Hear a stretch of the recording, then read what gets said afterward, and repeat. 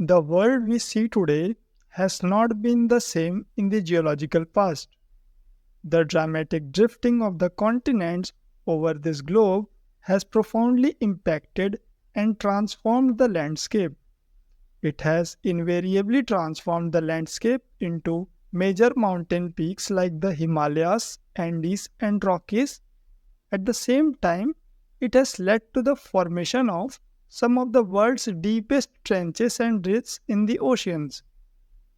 In this video, we are going to learn about how the continents got drifted and how the convective current theory is able to solve the unanswered questions of the drifting of continents. Hello students, welcome back to this channel. So in the last class, we discussed about our chapter which was interior of earth. Right, under interior of earth we studied about what are the source of information, what are earthquakes, what is structure of earth, and what is crust, mantle and core. And our fourth lecture was about volcanoes and volcanic landforms. So today we are going to study distribution of oceans and continents. Under this chapter, there are basically three type of theories given by various you can say geographers and metrologist. ठीक है, तो जिसमें सबसे पहला theory था वो Alfred Wagner के through दिया गया था. Alfred Wegener was a German meteorologist, right. So he gave this theory of continental drift theory. As the name suggest, he said that continents are drifting over the surface of earth, and what we see today, the place where the continents are present, was not the same at the time of formation of our earth. Right. So he told that nearly 200 million years ago, there was a huge landmass which was named Pangaea, and this Pangaea was surrounded by a huge body of water mass, the single largest body of water mass, which was called as Panthalassa. ठीक है, तो इन्होंने तो ये बोल दिया. उसके बाद इन्होंने क्या बोला कि पेंजिया के बाद पेंजिया के अंदर कुछ पोर्स थे, कुछ पोर्शन थे जिसके अंदर वाटर कलेक्ट होता गया. ठीक है, और ये जो एरिया था इसी को हम तैथिस सी कहते हैं. ठीक है, तो जो इंडिया के जो आपका जो इंडियन प्लेट दिख रहा है, ये इंडियन प्लेट के ऊपर वाला जो पोर्शन है यहाँ पर तैथिस सी था. तो इन्होंने बोला कि भाई सबसे पहले तो पेंजिया था. Pangaea was surrounded by a huge water body mass which was known as Panthalassa, and after some times this Pangaea got broke into two parts. The first one was Laurasia and the second one was Gondwana. ठीक है, and under the Laurasia एक Eurasia का part था और एक north American part था. दूसरा गोंडवाना के अंदर south American, African continent, Asia, Australia and Antarctica ये सारे आ गए. और पेंथलासा अभी भी है, देख लीजिए. और तैथिस सी वाज प्रेजेंट हियर. ठीक है, तो एल्फ्रेड वैगनर ने ये चीज़ बोली. अब इस चीज़ को सब्सटेंशिएट करने के लिए एल्फ्रेड वैगनर ने बोला कि भाई कैसे सब्सटेंशिएट किया जाए. तो सबसे पहला उन्होंने बोला कि द मैचिंग ऑफ कॉन्टिनेंट्स, इसी को हम कहते हैं जिक्सॉ फिट. ठीक है, जिक्सॉ फिट का बेसिकली मतलब ये होता है कि जब हम कॉन्टिनेंट्स को उठा करके एक दूसरे के साथ क्लब करते हैं या फिर जोड़ने की कोशिश करें, तो ये जो साउथ अमेरिकन पार्ट है ये पूरी तरह से आपके अफ्रीका के वेस्ट कोस्ट से पूरी तरह से साउथ अमेरिकन का ईस्टर्न कोस्ट फिट बैठता है. वहीं दूसरी तरफ नॉर्थ अमेरिका का जो आपका एप्लेंशियन रीजन है वो अफ्रीका के जो सहारा के पास में आपका जो एटलस माउंटेन है इनके साथ में फिट बैठ रहा है. तो ये तर्क भी सही था भाई कि हाँ ये सारे फिट तो हो जाते हैं. जैसे कि आप वर्ल्ड मैप में देखेंगे तो ये पूरा यहाँ पर अच्छे से सेट हो सकता है. नॉर्थ अमेरिका कुछ इस तरह से सेट हो सकता है. वही ईस्ट अंटार्कटिका मान लीजिए कि अफ्रीका के पास में, और इंडिया मान लीजिए पहले, अभी तो यहाँ पर है लेकिन इंडिया का जब उस समय प्लेट था वो कुछ यहाँ पर था, तो ये पूरा कुछ इस तरह से बैठ जाएगा. दूसरा उन्होंने बोला कि rocks of same age across the oceans, मतलब कि जो आपका रॉक्स यहाँ पर पाया जाता है एटलस माउंटेन के पास में, वही same rocks Appalachian mountain North America के पास में पाया जा रहा है. तो हो सकता है कभी ये दोनों एक दूसरे के साथ जुड़े होंगे और जुड़े रहने की वजह से ये टूट गया. टूटने की वजह से क्या हो गया कि आधे रॉक्स इधर रह गए और आधे रॉक्स इधर रह गए. ठीक है, सिमिलरली ये जो आपका स्कैंडिनेवियन हाईलैंड्स है, यहाँ पर जो आपका नॉर्वे का पोर्शन है और जो ग्रीनलैंड का जो ईस्टर्न पोर्शन है, यहाँ पर भी दोनों जगह पे सेम रॉक्स पाए जा रहे हैं. तो इससे ये भी पता चलता है कि हो सकता है ये दोनों एक टाइम पर यहीं पर जुड़े हुए होंगे. ठीक है, दूसरा भी तर्क सही था इनका. The third is tillite deposits. So basically tillites are sedimentary rocks composed of compacted glacier tills, ठीक है। और रॉक जैसे होता है, रॉक के अंदर अगर आप देखते होंगे कि एक मान लीजिए कि रॉक है, रॉक के अंदर पूरा ब्राउन कलर का एक बहुत बड़ा रॉक हो गया, लेकिन इसके अंदर छोटे छोटे पेबल्स हैं वाइट कलर के, कुछ उसके अंदर ग्लेशियर टिल्स भी रहते हैं। तो ये ना अलग अलग ग्लेशियर टिल्स जो होते हैं ना, ये basically Indian plate, Madagascar, African, south America का जो फॉल्कलैंड वाला रीजन है, ये जो फॉल्कलैंड आइलैंड है यहाँ पे बेसिकली एक, और फॉल्कलैंड आइलैंड के साथ यहाँ पर साउथ अमेरिका का ये पोर्शन, अंटार्कटिका और ऑस्ट्रेलिया का जो कोस्ट है, जो देखिए ऑस्ट्रेलिया का ये वाला पोर्शन कुछ इस तरह से टिल्ट होकर के कुछ इस तरह से बन चुका है अब, लेकिन ये ऑस्ट्रेलिया ना टिल्टेड वे में है। ये जो ये ऑस्ट्रेलिया का आज का ऑस्ट्रेलिया ना, यहाँ पर ये सदर्न पार्ट है ऑस्ट्रेलिया का, ये नॉर्दर्न पार्ट है। इसको बेसिकली आप कुछ इस तरह से मोड़ेंगे तो ये कुछ इस तरह से आपका ऑस्ट्रेलिया हो जाएगा, ठीक है। तो ऑस्ट्रेलिया का ये वाला पोर्शन, ये सारे जगह पर ना टिलाइट के डिपॉजिट्स मिले हैं, ठीक है। तो ये बात भी सही है कि हो सकता है ये सारे एक जगह पे होंगे पहले और बाद में अलग होगा, तो टिलाइट डिपॉजिट्स अलग अलग जगह पर अलग अलग बढ़ गया। जैसे कि आप देख सकते हैं पहले, अब यहाँ पर है, ये सारी चीज़ें यहाँ पर है, पहले ये साथ में थे तो यहाँ पर टिलाइट डिपॉजिट्स होंगे। चौथा है आपका placer deposits. Placers are basically those metals which are rare and which are of precious type like gold, diamond, ठीक है। तो गोल्ड डायमंड टाइप के जो डिपॉजिट्स होते हैं उन्हें प्लेसर डिपॉजिट्स कहते हैं। और प्लेसर डिपॉजिट्स ना दो जगह के फाइंड किए गए। सबसे मेजर जो था वो आपका जो ये वाला एरिया है, जो आपका ब्राज़ील का कोस्ट है और ये अफ्रीका के घना कोस्ट, ठीक है। तो घना वाले एरिया में जो प्लेसर डिपॉजिट्स पाए जा रहे थे, जैसे कि गोल्ड डिपॉजिट जो हैं, और वही साउथ अमेरिका के जो अमेज़ोन का ये वाला जो पोर्शन है, जो आपका ब्राज़ील का ये वाला जो पोर्शन है, यहाँ पर ना गोल्ड के डिपॉजिट्स पाए गए और दोनों ही डिपॉजिट्स एक दूसरे के साथ मेल खाते हैं। तो उससे ये भी पता चलता है कि हाँ भाई प्लेसर डिपॉजिट भी पाए जा रहे हैं दो जगह के साथ साथ, तो हो सकता है ये साथ में होंगे। पांचवा था आपका distribution of fossils. Distribution of fossils में आप मेजरली एक लेमुर करके एक एनिमल होता है, तो ये जो लेमुर एनिमल है ना, ये आपका मेडागास्कर में, ठीक है, एक मेडागास्कर हो गया, एक आपका इंडिया हो गया और एक आपका हो गया अफ्रीका। तो ये तीनों कॉन्टिनेंट्स में, ठीक है, ये तीनों कॉन्टिनेंट्स में ना लेमूर्स पाए जाते हैं और इसीलिए इसको कहते हैं लेमुरिया लैंड। लेमुर का पिक आप देख सकते हैं गूगल करके। तो ये जो लेमुरिया लैंड था ना, ये बेसिकली इन तीन जगह पर पाया जा रहा था, ठीक है। तो तीन जगह पर किसी एनिमल का प्रेजेंस होना, ये क्या दर्शाता है कि हो सकता है ये तीनों जगह पर एक साथ होगी, क्योंकि आज की डेट पे आपका मेडागास्कर और इंडिया के बीच में एक बहुत बड़ा ओशियन है। सिमिलरली इंडिया और अफ्रीका के बीच में भी एक बहुत बड़ा ओशियन है, हालांकि ये लैंड से कनेक्टेड, लेकिन लेमुर इतना लंबा रास्ता कैसे तय कर सकता है। तो हो सकता है कि भाई ये तीनों एक जगह पर स्थित होंगे, पहले यहाँ पे मान लीजिए इंडिया हो गया, यहाँ पे अफ्रीका हो गया और यहाँ पर आपका मेडागास्कर हो गया, ठीक है। डिस्ट्रीब्यूशन ऑफ फॉसिल्स के अंदर ये हो गया। दूसरा आप ये भी देख सकते हैं कि जो आपका हिमालयन एरिया है, हिमालयन रीजन है, ये हिमालयन रीजन में आपको मेराइन के डिपॉजिट्स मिलते हैं। तो भाई यहाँ पर हो सकता है कि कभी सी हुआ होगा, जिसको हम तैथिस सी भी बोलते हैं। जो एल्फ्रेड वैगनर था, उन्होंने इसी जगह को बोल दिया कि तैथिस सी है, इंडिया है और इंडिया के ऊपर जो यूरेशियन प्लेट था, जो यूरेशियन प्लेट के बीच में जो सी था, इसको तैथिस बोलते हैं।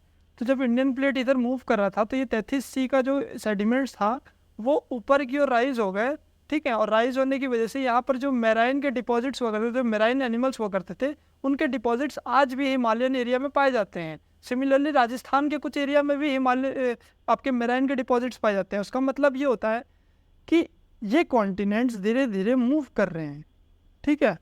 तो इसी थ्योरी को एल्फ्रेड वैगनर ने बेसिकली कॉन्टिनेंटल ड्रिफ्ट थ्योरी कहा कि कॉन्टिनेंट्स आर ड्रिफ्टिंग। और इसके लिए इन्होंने क्या बोला कि कैसे ड्रिफ्ट कर रहे हैं, तो इन्होंने बोला कि दो फोर्स है इसके ड्रिफ्ट के पीछे। सबसे पहला फोर्स जो है वो है polar fleeing force. Polar fleeing force में उन्होंने क्या उदाहरण दिया, उन्होंने बोला कि जो हमारा अर्थ है वो बेसिकली कुछ इस तरह से नहीं दिखता है, वो होता कुछ इस तरह से, और इस तरह से होने का मेन रीज़न ये है कि जब अर्थ हमारा वेस्ट टू ईस्ट रोटेट करता है, जैसा कि हम जानते हैं, तो अर्थ का रोटेशन वेस्ट टू ईस्ट हो रहा है। West to east continue rotate होने की वजह से जो इक्वेटर है वहाँ पर बल्ज बनते हैं।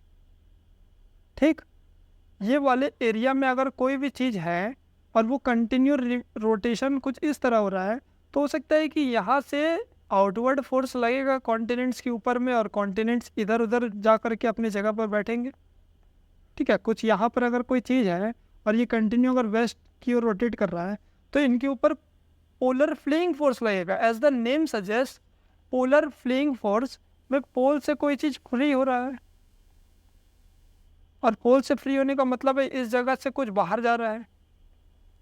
ठीक है, इसी को हम पोलर फ्लेइंग फोर्स कहते हैं। तो इन्होंने बोला कि आज जहाँ पे कॉन्टिनेंट्स, उसकी वजह था, एक तो था पोलर फ्लेइंग फोर्स, और दूसरा उन्होंने बोल दिया कि भाई टाइडल फोर्स। टाइडल फोर्स में क्या है कि जैसे कि आपका आपका ये हो गया अर्थ, ठीक है, यहीं पर आपका हो गया ये मून, सिमिलरली यहाँ पर हो गया मान लीजिए आपका सन, ठीक है, यहाँ पर हो गया आपका मून और यहाँ पर हो गया अर्थ।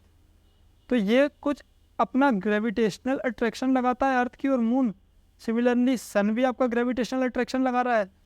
ठीक है, कुछ टाइम बाद में मान लीजिए कि अर्थ का मूवमेंट कुछ यहाँ पर हो गया, तो अर्थ यहाँ पर आ गया, मान लीजिए मून यहाँ पे आ गया, अब सन यहाँ से अपना ग्रेविटेशनल अट्रैक्शन लगा रहा है, मून यहाँ लगा रहा है, तो ये कुछ कॉन्टिनेंट्स जो यहाँ पे होंगे वो इधर की ओर खींचेंगे, कुछ कॉन्टिनेंट्स जो यहाँ पर मान लीजिए होंगे वो कुछ इधर भी खींचेंगे। तो सन के ना ग्रेविटेशन की वजह से एक टाइड जनरेट हो रहा है, और वो जो टाइड है ना, वो टाइड बेसिकली ना कॉन्टिनेंट्स को एक जगह से दूसरे जगह ड्रिफ्ट कर रहा है। ठीक है, इन्होंने ये दो तर्क दी। तो उस देख सकते हैं यहाँ पे, जैसे कि आप जब जब आपका सन और मून का ग्रेविटेशनल अट्रैक्शन लग रहा है, तो ये अलग अलग जगह पर अलग अलग इंटेंसिटी का आपका जो टाइड्स है वो जनरेट होते हैं, और टाइड्स ही ये सारे कॉन्टिनेंट्स को एक जगह से दूसरी जगह डिस्प्लेस कर रहे हैं बेसिकली। ठीक है, तो ये तो रहा इनका कहना है कि फोर्स ऑफ ड्रिफ्टिंग दो टाइप की थी, जिसकी वजह से अलग अलग कॉन्टिनेंट्स अलग अलग जगह पर ड्रिफ्ट होते गए। इस थ्योरी को ना बहुत सारे स्कॉलर्स ने और बहुत सारे जियोग्राफर्स ने रिजेक्ट कर दिया। ठीक है, और बोला कि नहीं भाई, ये तो बहुत छोटी सी फोर्स होती है, और इस फोर्स से कैसे हो सकता है, इतना इतना बड़ा डिस्प्लेसमेंट कॉन्टिनेंट का कैसे हो सकता है। तो इसके जगह पर पोस्ट ड्रिफ्ट स्टडीज़ के अंदर हम पढ़ते हैं कि एक आई कन्वेक्शनल करंट थ्योरी, और convectional current theory was propounded by this man who is known as Arthur Holmes. ठीक है, तो आर्थर होम्स ने अपना एक नया थ्योरी लाया जिसको कहते हैं हम convectional current theory, and he said that continents के ड्रिफ्ट होने का वजह पोलर फ्लेइंग फोर्स या फिर टाइडल फोर्स नहीं है, बल्कि एक कन्वेक्शनल करंट है। और कन्वेक्शनल करंट क्या होते हैं? कन्वेक्शनल करंट बेसिकली जो मैग्मा होता है, जो हमारा हॉटस्पॉट जोन से राइज होता है, ये आपको मान लीजिए हॉटस्पॉट जोन है, हॉटस्पॉट जोन से मैग्मा राइज हो रहा है ऊपर की ओर, फिर मैग्मा डाइवर्ज करता है, डाइवर्ज करेगा। अगर ये डाइवर्ज कर रहा है तो ये जो कॉन्टिनेंटल ब्लॉक रहेंगे या फिर कॉन्टिनेंटल जो क्रस्ट है, इस क्रस्ट के ऊपर एक फोर्स लगाएगा, और जिस फोर्स की वजह से कॉन्टिनेंट्स ड्रिफ्ट होंगे दूसरी साइड। मान लीजिए यहाँ पर भी एक कॉन्टिनेंट है, तो वो भी कुछ इस तरह ड्रिफ्ट होगा। ठीक है, और जैसा कि आप जानते हैं कि जो ओशियानिक क्रस्ट है आपका, और ओशियानिक क्रस्ट का डेंसिटी कितना होता है? 3.0 ग्राम पर सेंटीमीटर क्यूब। वही कॉन्टिनेंटल क्रस्ट का डेंसिटी आपका 2.7 ग्राम पर सेंटीमीटर क्यूब होता है। तो continents are drifting because of the convectional current theory. आपको मैं कन्वेक्शनल करंट एक बार और समझा देता हूँ, ऐसे मैंने पिछले लेक्चर में समझाया था। ये है आपका अपर कोर का पोर्शन, ये मान लीजिए आपका कोर है, ये है आपका मेंटल, ठीक है, और ये आपका रहा ऊपर क्रस्ट। क्रस्ट के ऊपर में मान लीजिए कि ये रहा आपका कॉन्टिनेंटल क्रस्ट, और ये रहा आपका नीचे वाला ओशियानिक क्रस्ट, ये रहा ओशियानिक क्रस्ट।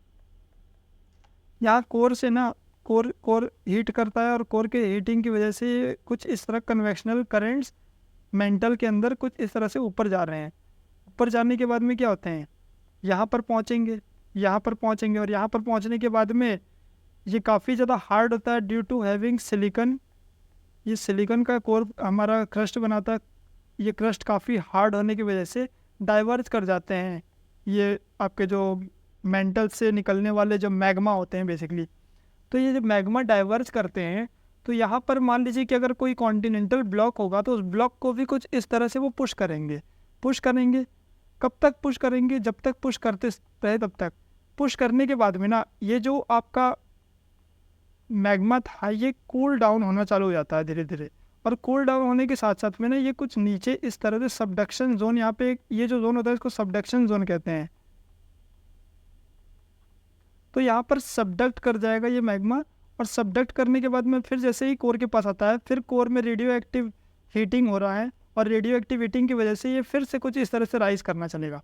सिमिलरली यहाँ पर भी कुछ इस तरह से हो रहा है। तो ये एक साइकिल बन रहा है बेसिकली, आप देख सकते हैं जैसा, ठीक है। तो ये जो साइकिल है ना, इसी को हम कहते हैं कन्वेक्शन साइकिल। सो इस कन्वेक्शन साइकिल की वजह से क्या होता है ना, कि कॉन्टिनेंट्स जो है ना, ये जैसे कि आपका कन्वेक्शन साइकिल यहाँ पे भी बन रहा है, कन्वेक्शन साइकिल यहाँ पे भी बन रहा है। तो these convective currents are the reasons for the drifting of continents, ठीक है। इन्होंने ये बोल दिया आर्थर होम्स ने। तो फिर बोला, फिर ये थ्योरी फिर भी कुछ हद तक काफ़ी सही है। देखो टाइडल फोर्स और आपका जो पोलर फ्लिंग फोर्स था उससे तेज फोर्स तो कन्वेक्टिव करंट साइकिल की वजह से भी पड़ सकता है। इन्होंने अपनी थ्योरी इतनी दे दी। इन दोनों ने अभी तक ये नहीं बताया कि ओशियन के अंदर क्या हो रहा है। इन्होंने सिर्फ और सिर्फ कॉन्टिनेंटल क्रस्ट की बात की है, ठीक है। उसके बाद ओशियन की पढ़ाई करने के लिए ना यूनाइटेड स्टेट्स नेवल फोर्स ने एक अपना रिसर्च तैयार किया, जिसमें उन्होंने ना वर्ल्ड के जितने भी ओशियन थे ना, वर्ल्ड वॉर 2 के बाद में वर्ल्ड के जितने भी ओशियंस थे उनको मैप करने का एक प्रोजेक्ट बनाया। तो इन्होंने सबसे पहले स्टार्ट किया मिड ओशियानिक, जो आपका मिड एटलांटिक रिज है, या फिर जो आपका एटलांटिक ओशियन है, वो एटलांटिक ओशियन का मैपिंग करने का। तो इन्होंने जब मैप किया ना, तो इन्हें पता चला कि भाई अब तक हम समझते थे ना कि जो आपका ओशियन है वो एक फ्लैट सरफेस है, लेकिन ये फ्लैट नहीं है। इन्होंने ये पाया कि जो आपका ओशियन है उसके अंदर बहुत सारे माउंटेन चेन्स हैं, कुछ जगह पर तो रिज्स भी हैं, और कुछ जगह पे ट्रेंच भी हैं, और ये ट्रेंच काफ़ी डीप भी हैं, ठीक है। तो अलग अलग फाइंडिंग मिली, जिसमें सबसे इम्पोर्टेंट फाइंडिंग थी वो थी मिड ओशियानिक रिजेस की फाइंडिंग। मिड ओशियानिक रिजेस क्यों इम्पोर्टेंट है?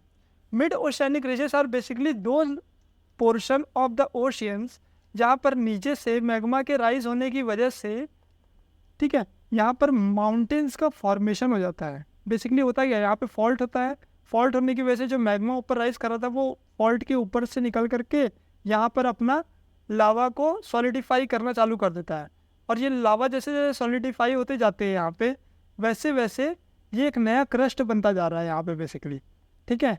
ये नया क्रस्ट बनता जाता है, और कुछ टाइम बाद में यहाँ पे आइलैंड भी बन जाते हैं, आइलैंड्स भी बन जाते हैं।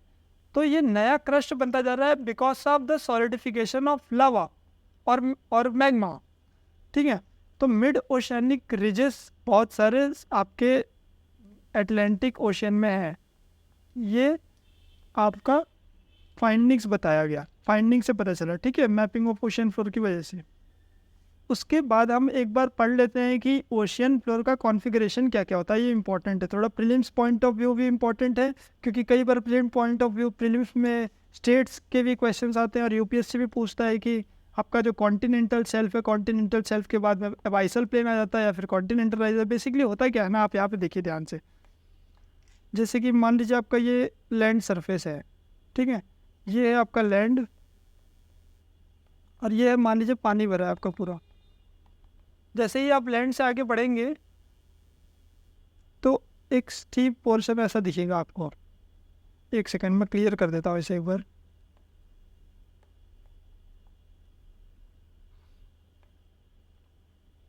ये है आपका लैंड, ये आपका मान लीजिए कि समुद्र है, ठीक है। यहाँ पे आपका है लैंड। अब लैंड में यहाँ पर जैसे ही आएंगे तो यहाँ पर आपको पानी मिलेगा, ठीक है। इसी में आप नीचे जाते जाएंगे तो ये वाला जो एरिया है ना, इसे हम कहते हैं कॉन्टिनेंटल शेल्फ।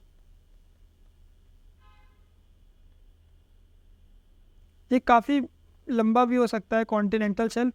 कॉन्टिनेंटल शेल्फ ना का स्लोप ना थोड़ा ऐसे होता है, कुछ इस तरह होता है, ठीक है। ज़्यादा स्लैंट नहीं होता, ये ज़्यादा डीप नहीं जाता है, कुछ इस तरह से बहुत ज़्यादा, कई बार तो हंड्रेड्स ऑफ माइल्स तक जाता है। और कुछ एक टाइम आने के बाद में ना ये कुछ इस तरह से डीप हो जाता है बेसिकली। इसी को हम कहते हैं कॉन्टिनेंटल ब्रेक।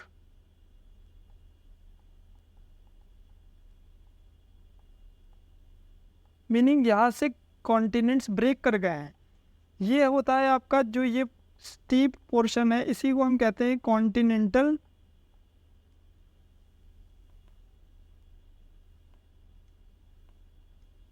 इसको कहते हैं हम कॉन्टिनेंटल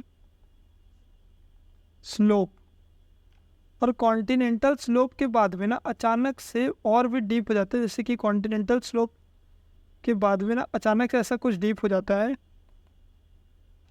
कुछ इस तरह से डीप हो जाता है। यहाँ पे आप डायग्राम में समझ सकते हैं, ये देखिए एक तरह हमारा कॉन्टिनेंटल शेल्फ, ठीक है। कॉन्टिनेंटल शेल्फ के बाद में आप आगे बढ़ते हैं तो कॉन्टिनेंटल जो शेल्फ ब्रेक लिखा है बेसिकली कॉन्टिनेंटल ब्रेक होता है इस जगह पे। यहाँ पे कुछ स्लोप कुछ इस तरह से आगे बढ़ते हैं, इसको हम कॉन्टिनेंटल स्लोप भी कहते हैं। कॉन्टिनेंटल स्लोप के बाद में ना फिर धीरे धीरे ना हल्का सा स्लैंट एक आता है एरिया, जिसको हम कहते हैं कॉन्टिनेंटल राइज। धीरे धीरे ये अगेन ऐसे राइज होना चालू होता है। कॉन्टिनेंटल राइज के बाद में ना जो सबसे डीपेस्ट पोर्शन होता है ना ओशियंस का, उसी को हम कहते हैं abyssal plain. And all the major trends formation are here in the abyssal plain only, ठीक है। तो एबाइसल प्लेन्स में बेसिकली मान लीजिए अगर यहाँ पे कोई रिवर है तो रिवर अपने साथ सेडिमेंट्स लेकर के आ रही है, तो सेडिमेंट सारे ना कुछ इस तरह से डिपॉजिट होते जाएंगे और ये आकर के लास्ट में एबाइसल प्लेन में ही आकर के डिपॉजिट होते हैं। And these abyssal plains are some of the most deepest points on earth also, ठीक है। इनकी जो लेंथ होती है ना, जो इनकी हाइट होती है वो नियरली 7 to 12 किलोमीटर से भी डीप हो सकती है। कई जगह पर 7 to 12 किलोमीटर तक होती है, उतनी डीपेस्ट प्लेन्स होती हैं। यहाँ पर सनलाइट तक नहीं पहुँचता है कई बार, तो इतनी ज़्यादा डीप होती है ये, ठीक है। तो ये तो रहा हमारा ओशियन फ्लोर का configuration. The next we are going to talk about is distribution of earthquakes and volcanoes. तो जैसा कि आप जानते हैं कि जो आपका अर्थक्वेक है और वॉल्केनो है, ये ज़्यादातर आप देख सकते हैं कि ये जो आपका जोन है जिसे हम अर्थक्वेक जोन के नाम से, डीप अर्थक्वेक जोन्स भी हैं, ये अर्थक्वेक जोन्स बेसिकली आपके डॉटेड लाइंस के साथ में मिलते जुलते आ रहे हैं। ये डॉटेड ये छोटे छोटे हैं ना, ये वॉल्केनिक इरप्शन के साइड से, यहाँ पे वॉल्केनोस का इरप्शन इन फ्यूचर या फिर इन पास्ट हो चुका है, ठीक है। तो ये वॉल्केनिक इरप्शन की जगह पे ही अर्थक्वेक का क्यों आप देख सकते हैं कि ऐसा है। इसके पीछे का रीज़न ये है ना कि मैं आपको इस डायग्राम से समझाने की कोशिश करता हूँ। यहाँ पे हो क्या रहा है ना, बेसिकली एक सेकेंड इस जगह पे बताता हूँ मैं आपको। देखिए आपका कन्वेक्टिव करंट ऊपर राइज होता है, ठीक है। कन्वेक्टिव करंट ऊपर राइज हो रहा है, राइज होने के बाद में ये एडवेक्शन होता है इसका, ठीक है। सब्सिक्वेंटली इसका सबडक्शन हो जा रहा है, ठीक है। जहाँ पर इसका सबडक्शन हो रहा है इसको हम कहते हैं सबडक्शन जोन।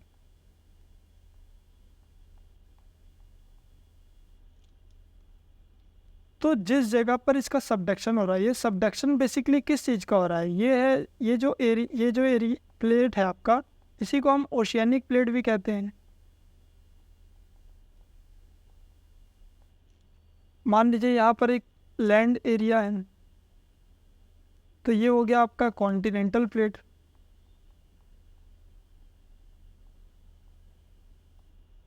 तो ओशियानिक प्लेट बीइंग डेंसर, इसकी डेंसिटी कितनी होती है 3.0 ग्राम पर सेंटीमीटर क्यूब होती है। वही कॉन्टिनेंटल प्लेट की आपकी जो डेंसिटी होती है वो रिलेटिवली कम होती है, जो होती है 2.7 ग्राम पर सेंटीमीटर क्यूब होती है। तो जो डेंसर पार्ट होता है ना वो हमेशा ना लाइटर के नीचे जा कर के सबडक्ट हो जाता है। So oceanic plate is getting subducted inside the continental plates. और जब ये आपका सबडक्शन यहाँ पर होता है तो यहाँ पर इस ओशियानिक प्लेट के सबडक्शन की वजह से यहाँ पर एस्थेनोस्फीयर के अंदर बहुत ज़्यादा मैग्मा इकट्ठा होने लग जाता है। और इस मैग्मा के इकट्ठा होने की वजह से ना इस जगह पर ना आपको वोल्केनोज देखने मिलते हैं। यहाँ पर बहुत ही हाई इंटेंसिटी वाले वोल्केनोज जिसे हम कई बार स्ट्रेटो वोल्केनो कहते हैं। स्ट्रेटो वोल्केनोस का फॉर्मेशन इस जगह पर देखने को मिलता है हमें, क्योंकि यहाँ पे सबडक्शन जोन बहुत ज़्यादा हो जाता है। जितने भी आपके ये जितने भी आपका एडवेक्शन हो रहा है और जितना भी आपका यहाँ पे सबडक्शन हो रहा है ना, ये सारे मैग्मा आकर के ना इस जगह पे इकट्ठा होते हैं और यहाँ पे बहुत बड़ा एक मैग्मा का चैम्बर बन जाता है। और ये मैग्मा का chamber basically is the reason behind the formation of volcanoes on the western margin of, sometimes you can say on the western, let's say this is the example of west coast of USA। तो west coast of USA में बहुत सारे आपको volcanic mountains या फिर volcanoes दिखेंगे। और volcanoes के होने का मेन वजह भी यही है कि यहाँ पे सबडक्शन जोन है बेसिकली बहुत सारा, ठीक है। तो ये हो रहा है आपका अर्थक्वेक के आने का रीज़न। देखिए अर्थक्वेक इस कारण से भी आता है, मान लीजिए कि यहाँ पे अगर आपका हॉटस्पॉट जोन था यहाँ पे, ठीक है, हॉटस्पॉट जोन है, वो मैग्मा ऊपर की ओर राइज करता गया और मैग्मा के राइज करने की वजह से जो यहाँ का जो ब्लॉक है इसके ऊपर ये ब्रेक करेगा, बार बार इसके ऊपर ये टकराएगा मैग्मा, और टकराने की वजह से यहाँ पे फॉल्ट डेवलप होगा। और फॉल्ट डेवलप होने के कुछ टाइम बाद में ये फॉल्ट ब्रेक कर जाएगा और ब्रेक करने के बाद में यहाँ से आपका होगा वॉल्केनिक इरप्शन और यहाँ पे माउंटेन बनने की कोशिश होंगे। तो ये जो एरिया है ना, ये वॉल्केनिक, यहाँ पर वॉल्केनिक इरप्शन भी हो सकता है, एट द सेम टाइम यहाँ पे अर्थक्वेक जोन भी बन रहे हैं। These areas are the places where majorly type of earthquakes also happens, and this is also the place, यहाँ पे सबडक्शन जोन हो गया है बेसिकली। सबडक्शन जोन के ऊपर से जब यहाँ से लावा ऊपर राइज करेगा और ये जब वॉल्केनिक इरप्शन होगा तो यहाँ पे अर्थक्वेक के आने के चांसेस भी होंगे, ठीक है। So these places are the places where major type of earthquakes also happen. इसीलिए आप देख सकते हैं कि जो ये रिंग ऑफ फायर है हमारा, ये जो रिंग ऑफ फायर है, ये रिंग ऑफ फायर वाले एरिया में बहुत छोटे छोटे वॉल्केनिक इरप्शंस भी हो रखे हैं, ठीक है। आप यहाँ पे देख सकते हैं ये येलो स्टोन में कैल्डेरा का फॉर्मेशन होता है। मैंने लास्ट क्लास में आपको पढ़ाया था कि येलो स्टोन कैल्डेरा जो है दुनिया का सबसे बड़ा कैल्डेरा है, वो यहाँ पर है। सिमिलरली यहाँ पे छोटे छोटे वॉल्केनिक इरप्शंस हो रहे हैं। वॉल्केनिक इरप्शंस होने के मेन वजह भी आपको मैं आगे पढ़ाऊंगा। यहाँ पे एक नाज़का प्लेट है जो कि ओशेनिक प्लेट है, ठीक है। ये सबडक्ट होता जा रहा है इस कॉन्टिनेंट के नीचे, और यहाँ नीचे सबडक्ट होने की वजह से ऊपर राइज होकर के यहाँ पे एक मैग्मा चैम्बर बन रहा है। मैग्मा चैम्बर से यहाँ पर वॉल्केनिक इरप्शंस हो रहे हैं, और वॉल्केनिक इरप्शन के साथ साथ में यहाँ पे आपके रॉकीज माउंटेन्स के फॉर्मेशन भी हो रहे हैं। सिमिलरली यहाँ पे एंडीज के फॉर्मेशन हो रहे हैं साउथ अमेरिका में, और यहाँ पर भी छोटे छोटे बहुत सारे वॉल्केनोस हैं, ठीक है। तो हमें क्या देखने को मिल रहा है कि जहाँ पे वॉल्केनिक जोन, वॉल्केनोस का इरप्शन हो रहा है और उसी जगह पर एक बहुत बड़ा आपका अर्थक्वेक का जोन भी बन रहा है। सिमिलरली अगर हम इंडियन ओशन की बात करें तो एक सेकेंड आप यहाँ पे पहले देखिए कि जो मिड ओशियानिक रीजेस हैं, जो एटलांटिक ओशन का सबसे बड़ा लॉन्गेस्ट माउंटेन चेन है जो मैं अभी बना रहा हूँ, ये ना समुद्र के अंदर ना एक बहुत ही बड़ा माउंटेन चेन है। इसी को हम कहते हैं मिड ओशियानिक रिज या फिर मिड एटलांटिक रिज, ठीक है। एटलांटिक ओशन होने की वजह से इसका नाम है मिड एटलांटिक रिज। तो मिड एटलांटिक रिज ना यहाँ से कुछ स्टार्ट होता है और कुछ इतना लंबा माउंटेन चेन, और ये पैरेलल चलता है कॉन्टिनेंट्स के। ये है तो इसके पैरेलल ऐसे हो गया, सिमिलरली यहाँ पर ये है तो इसके पैरेलल ऐसे हो गया, ये ऐसे हो गया। तो कुछ इस तरह से ना ये चला रहा है।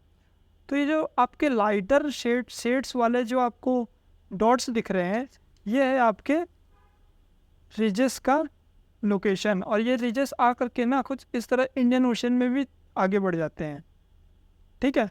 इंडियन ओशन में आगे बढ़ते हैं और यहाँ से ब्रेक हो जा रहे हैं। देखिए ये आपका इंडिया रहा, ये आपका अरेबिया रहा, इधर यहाँ पे आपका इंडिया होगा, इधर पेज में आ गया है। तो ये आपका इंडिया से ना दो पार्ट में आ जाते हैं। यहाँ पे आपका है मिड इंडियन रीज, सिमिलरली ये है आपका मिड एटलांटिक रिज। तो ये जो रिज है ना, ये रिज पर ही ना आपके बहुत सारे ऊपर मैग्मा ऊपर उठ रहे हैं। बेसिकली इस जगह पे मैग्मा उठ रहे हैं और मैग्मा कुछ इस तरह से आपके इधर जा कर के सबडक्ट हो जा रहे हैं नीचे। सिमिलरली इधर आकर के यहाँ पे सबडक्ट हो जा रहे हैं। तो यहाँ पे आपके माउंटेन के चेन्स बन रहे हैं और इस जगह पर फ्रीक्वेंटली अर्थक्वेक भी आते रहते हैं, ठीक है, जैसे कि मैंने आपको अभी तुरंत बताया। तो ये तो रहा हमारा distribution of earthquakes and volcanoes. our next topic is seafloor spreading, which I am going to take in the next class. This class will be the extension of our previous class only. So in the next video, you can see our seafloor spreading theory, and this theory is going to be so important. And this is the basic theory, and this is the final theory which has proved all the things which were deemed right before, right?